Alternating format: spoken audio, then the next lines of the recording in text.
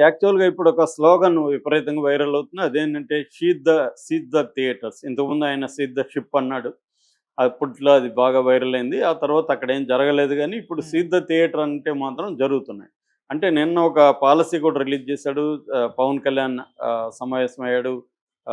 కందులు Durgesh cinematography minister వీళ్ళతో సమావేశమయ్యి ఆయన కొన్ని గైడ్‌లైన్స్ కూడా బయటకొచ్చాయి. అదేంటంటే ఒకటి టికెట్ ప్రైస్ కంట్రోల్. టికెట్స్ కరెక్ట్‌గా రేట్లు ఎలా ఉన్నాయి ఏంటి అనేది ఎవరైనా పెంచుకోవాలనుకుంటే వ్యక్తిగతంగా వచ్చి అడగకుండా ఛాంబర్ ద్వారానే రావాలి.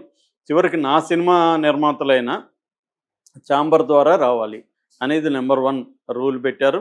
నంబర్ 2 వచ్చి regulations food and drinks, fair pricing, quality, మోనోపలీని తొలగించడం.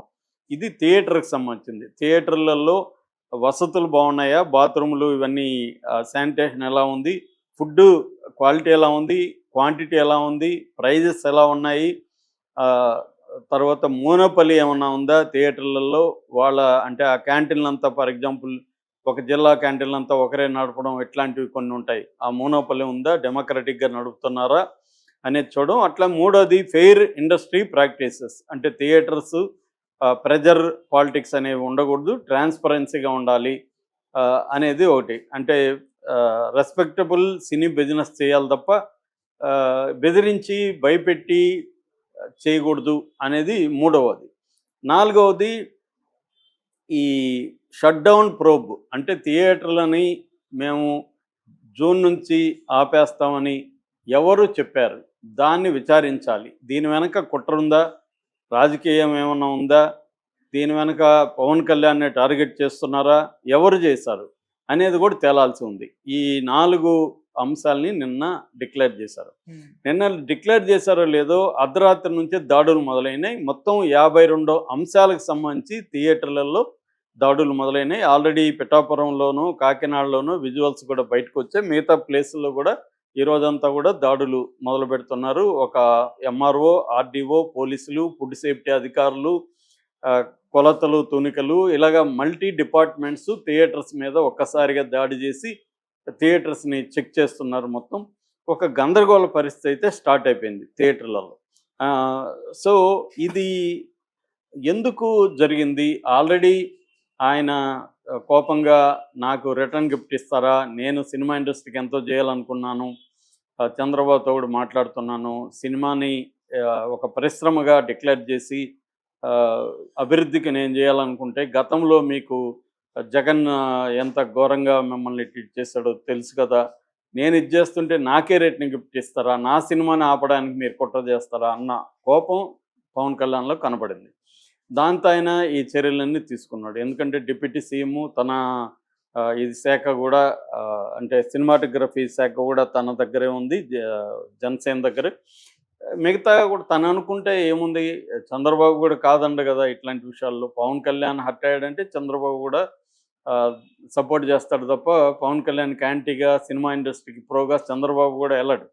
So, okay. మనం జూసాం. అల్లు అర్జున్ విషయంలో గూడా మొదట చంద్రబాబు అల్లు అర్జున్ వైపు ఉన్నా గూడా ఎప్పుడైతే పవన్ కళ్యాణ్ మౌనం వహించడం, ఆహ్, రేవంత్ రెడ్డి రెచ్చిపోవడం జరిగిందో, చంద్రబాబు కూడా సైలెంట్ అయిపోయాడు. సో, ఎప్పుడైనా ఆయన ఉనికి అనేది ప్రధానంగా ఇంపార్టెన్స్ ఇస్తాడు గదా! అలాగా ఇప్పుడు చంద్రబాబు కూడా గ్రీన్ సిగ్నల్ ఇచ్చినట్టుగా మనకు అర్థమవుతుంది. ఇవ్వకపోతే వేరే మంత్రిత్వ శాఖల్లో ఉన్న డిపార్ట్మెంట్‌లంతా ఎలా కదులుతాయి? పవన్ కళ్యాణ్ చెప్తే కదలవు గదా! అంటే ఒక రకంగా పవన్ కళ్యాణ్‌కి లోకేష్ తర్వాత కొన్నిసార్లు లోకేష్‌తో ఈక్వల్‌గా గవర్నమెంట్ మీద పట్టున్నట్టుగా మనకు కనబడుతుంది. ఓకే. సో, అలాగా ఇక్కడ గూడా ఇప్పుడు మొదలుపెట్టాడు. యాక్చువల్‌గా ఎప్పుడైతే పవన్ కళ్యాణ్ ఆఫీస్ నుంచి నోటొచ్చిందో ఒక్కసారిగా సినిమా ఇండస్ట్రీలో భయభ్రాంతం అయ్యారు జనం. దాంతో ముందుగా అరవింద్ వచ్చి నాకు థియేటర్లు లేవు. ఆ నలుగురిలో నేను లేను. నాకు ఓన్లీ 15 థియేటర్సే ఉన్నాయి. 2 రాష్ట్రాలు కలిపి. తెలంగాణలో అయితే అస్సలు లేదు. ఒక త్రిబుల్ ఏ థియేటర్ మాత్రమే ఉంది అనేది చెప్పాడు. ఆ తర్వాత 'దిల్ రాజు' చెప్పాడు. అసలు నేను ఇవన్నీ పట్టించుకోలేదు. నేను 'దిల్ రాజు డ్రీమ్స్' పేరుతో ఇంటర్నేషనల్‌గా వెళ్ళే ఆలోచనలో ఉన్నాను. నాకు ఇవన్నీ పెద్ద విషయం కాదు. నాకు 2 రాష్ట్రాల్లో కలిపి 50 థియేటర్ల కంటే ఎక్కువ లేవు. అది కూడా రిలీజ్ అయిపోయినాక నాకు ఉంటాయో లేదో తెలీదు. కాబట్టి నేను దీంట్లో లేను. ఎవరో గోదావరి జిల్లాలో వాళ్ళు ఇది చేశారు. అసలు నిజానికి జనసేన నాయకుడే ఉన్నాడు దీంట్లో అని ఆయన చెప్పాడు.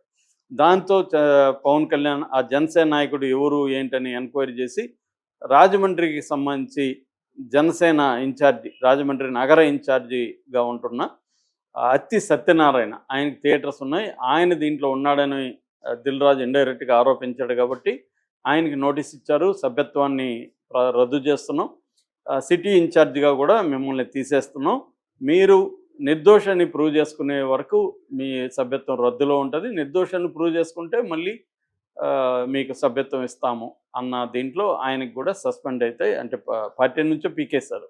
అంటే చాలా సీరియస్గా పవన్ కళ్యాణ్ ఉన్నాడు. అయితే ఇప్పుడు చర్చ ఏమవుతుందంటే, థియేటర్స్ బంద్ చేసే వాళ్ళకి హక్కు లేదా? థియేటర్లు వాళ్ళ సమస్యలు ఉన్నాయి, వాళ్ళకి రెంటల్ అనేది ఇబ్బందిగా ఉంది, వాళ్ళు బంద్ చేస్తే తప్పేంటి అనేది. అంటే వేరే వాళ్ళు బంద్ చేస్తే పవన్ కళ్యాణ్ గతంలో అంతా సపోర్ట్ చేయలేదా? ఇప్పుడు తన సినిమాకి వచ్చేసరికి ఇంత కోపం ఎందుకు, ఇంత పర్సనల్గా ఎందుకు తీసుకోవాలి?